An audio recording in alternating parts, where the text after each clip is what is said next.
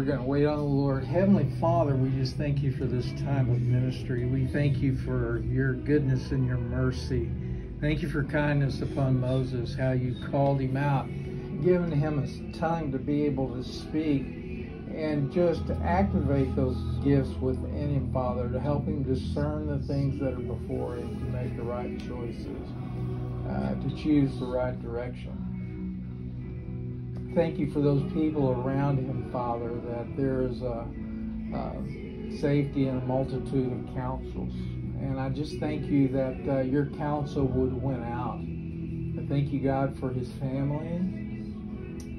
Father, that you continue to bring them close around him. Just like he is that fire, kind of like that fire at a campsite where people gather not only to be illuminated, but also to be kept warm. And I just thank you for the love of God that lives in this man, Moses, and for it being able to spread its warmth and its light, Father, to those who gather around him. So I thank you, Father, for this time of ministry for Moses. I thank you for words of wisdom, words of knowledge. I thank you that he'll be able to receive dreams and visions, that you will encounter him and cause him to hear your voice clearly and to see the things that you want him to see in Jesus' name.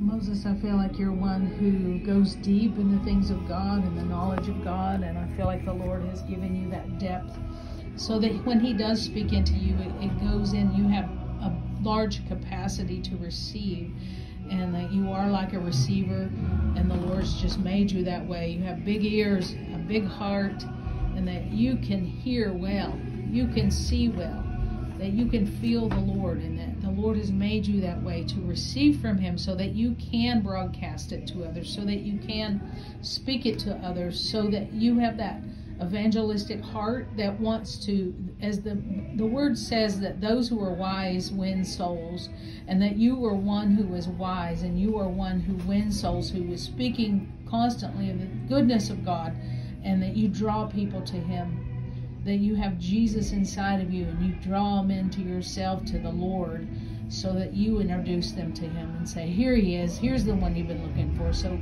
we thank you, God, for your blessing over Moses. Thank you for how the Lord just says that he's watching over your family. He wants you to know that he has them covered. He wants you to understand that you don't have to be concerned, that you don't have to worry, that he is your provision, that he is your guard, that he covers you, he covers your family. We just call forth, God, your angels round about Moses, round about the ones that he loves, that you care for them, that you provide for them, that he can go forward on his journey without worrying about the food that he brings, about the cloak that he brings. As you said to your disciples, just go. And so I thank you, God, for how you have him covered because of this, that you've given him a mission, and that he can say yes to you without looking back and without being concerned. I thank you, God, for your provision over him. Bless him with your presence as you go. Bless him with your deep longings, with your deep heart, with your word. Fill him with your spirit, even overflowing, God, that he can walk in those things that he's dreamed about, that he would live out the things that you've shown him by vision, that he would walk it out, and that even though he hasn't seen some of them yet, that they are in the right time, that as he walks out and says yes to you, that you bring it about, that you cover him. We just call forth your angels round about him, and that every assignment that you've given him, that none would be lacking, that he would not have to think, have I done it all? But that you say, I have it at the right time, and as you walk into that time, I will open it up for you, and your assignment will be revealed. So be thankful and be confident in that. Moses, I just see the Lord just whispering in your ear.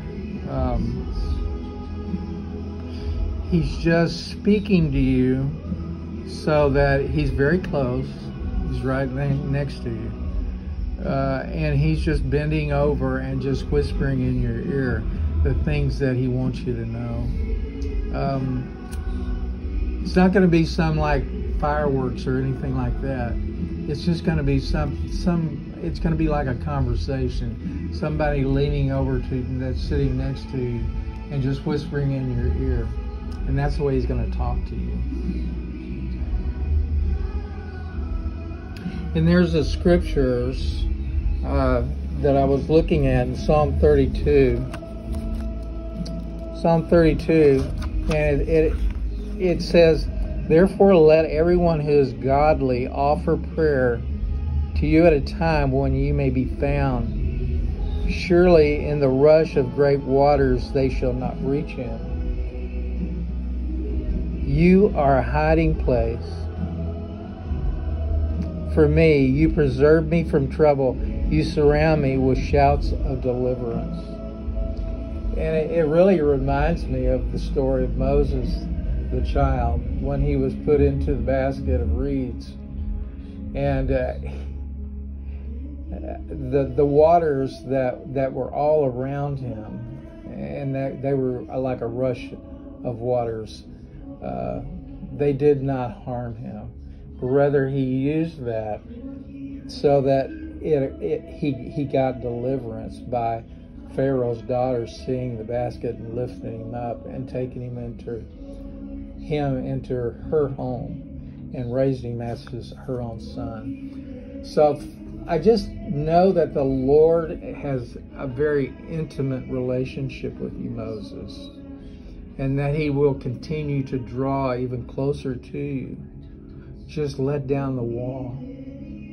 Don't let those bulrushes that kind of line a pond or the shore be a wall between you and the Lord. Just let that wall down so that he can come and have an intimate time with you. He wants to show you many things. He wants to speak those things into your ear. He wants to show you pictures. So just let him be intimate with you and cause you to know him in a more intimate way, in Jesus' name. I just wanted to say that when you were saying that thing about him speaking in his ear, it reminded me of how he said that when he spoke to Moses, it was as he were a friend. And just like John leaned on the Lord's breast and he whispered to him things that nobody else knew. He said to him, this is the one that is going to be that betrays me. So he spoke to him in a way that a friend would speak. So I feel like the Lord wants to speak to you in that way, and that you will hear him in that way. And I don't know whether this means anything to you, but I heard the Lord say, Holy Spirit say, fountains, fountains, fountains, 3 times. Fountains, fountains, fountains. God's a fountain. The Holy Spirit is a fountain. Jesus is a fountain of all life. So, like I said, just continue to lean into him, trusting with your life in Jesus' name. Thank you, Father, for the words that you've spoken. I ask, God, that you would reveal to Moses the things that you want to reveal to him as he asks you about the things that have been spoken, that you would speak to him more than you've even spoken to us, that you would open up his ear as one learning. And I thank you, God, for releasing him into the place that you've called him to, and that you would even pour more out on him, more than he can receive, God, that he would be able to give to others in the name of Jesus. Moses, do you have any physical healing that you need? We can pray for you. Yeah.